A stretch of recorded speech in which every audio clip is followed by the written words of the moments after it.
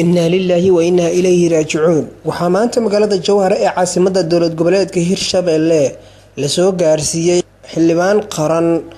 oo horay uga tirsanaa jiray xildhibaanada baarlamaanka dawladda noqdayna gudoomiyihii ugu horeeyay ee degmada Jowhar marxuun Abuukar Muudey Cigaal oo in badan dadka ay wada garanayaan magaalada Jowhar ayaa markii la soo gaarsiiyay marxuunka ayaa salaada waxa lagu dukaday mid kamid ah masaajidada ku yaala magaalada Jowhar ee caasimada dawlad goboleedka Hirshabelle. Allahu akbar Allahu akbar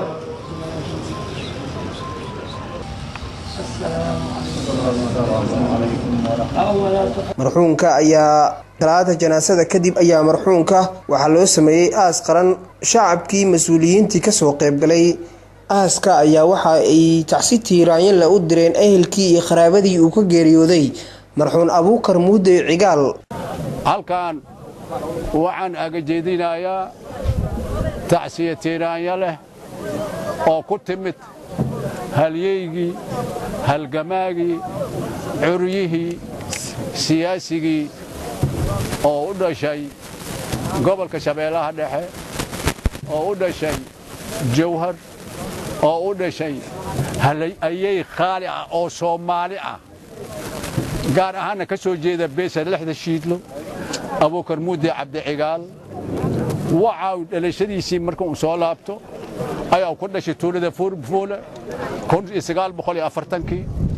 waxbarashadiisa waxa ka bilaabay isla Buurfuule quraanka kariimka 3 sano ku soo dhameystay 3 sano markaas ku soo dhameystay waxa uu soo gudbay Jowhar 59 ilaa 60 inta u dhaxaysana mugow secondary-ga ka qalin jibiyay waxa shaqo ahaan u qaatay ma aragtay municipality oo gobolka Banaadir ama Banaadir Iraajiri asagoo ka noqday agaasimaha maareeya maamulka dhaqaalaha ayaa ka noqday markeedii xigtine 64 waxaan kaga qayb galnay doorashadii Soomaaliya ee heer qaran xiriir shaqaale ahaan ayaan ku diiwaan gelinay asagaana ku soo saarnay xildhibaan qaran ayaana noqday alxamdulillah waxa iska jiijiday 69kii revolutionkii ay yimid wixii waa iska baaba'een haddana soo noqodkiisa ugu dambeeyay waxaas ahaa markii ma aragtay UNITAF ay timid oo waliba ninkii Kabunga ahay envoy particular ma aragtay politician for Somali oo ahaa ayaa asku yimid markaana Jowhar waxa ku qabtay gudoomiyihii degmada oo ugu horeeyay civil warki kadib ayaa usugu ahaa inna lillahi wa inna ilayhi raaji'uun madintu waa ilaahay waxaan halkan u joognaa abkooyna Abuukar Muudey Cabdi Cigaal oo maanta lagu aasay degmada Jowhar ee gobolka Shabeellaha Dhexe dhammaan waxaan rabaa inaan halkan tacsiye ugu diro ehladii iyo qaraabadii uu ka geeriyooday maanta meeshan waxaa lagu aasay Abuukar Muudey Cabdi Cigaal taatoon nin yiraahdo ahay nin halgamaaya ah hadduu ilaahay yiraahdo waxaan su'aalo ka weydiini halganka aad hadda haysid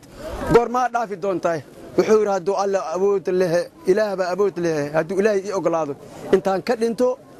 wuxuu ballan qaaday inuu wadaay halganka oo ku jiray inna lillahi wa inna ilayhi raaji'uun geeridii ku timid Abuukar Muudey inuu ilaahay jannadii firdaws ka waraabiyo inuu ilaahay meel fiican u sahlo inta timid shuhaada ka inuu ninka nin fiican ahaa inna lillahi wa inna ilayhi raaji'uun waxaan halkan tacsiyo ugu direynaa dhammaan ehelada iyo qaraabada uu ka geeriyooday marxuum Abuukar Muudey Cabdi oo ku geeriyooday dalka dibida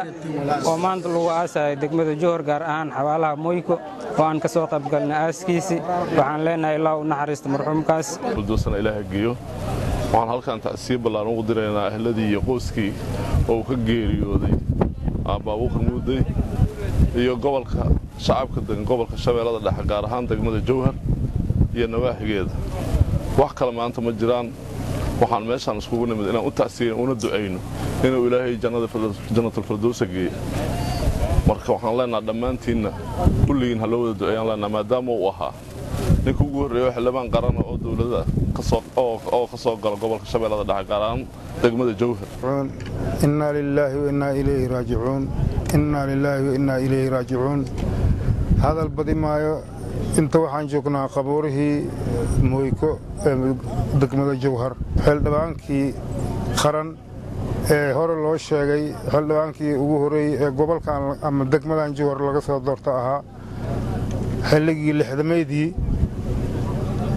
إنا لله وإنا إليه راجعون أيان لنا وحكلون ديه كرم لها محمد ياسين مهدي محمد الفا ورباهين تجوب شباب نيوز مقالة الجوهر.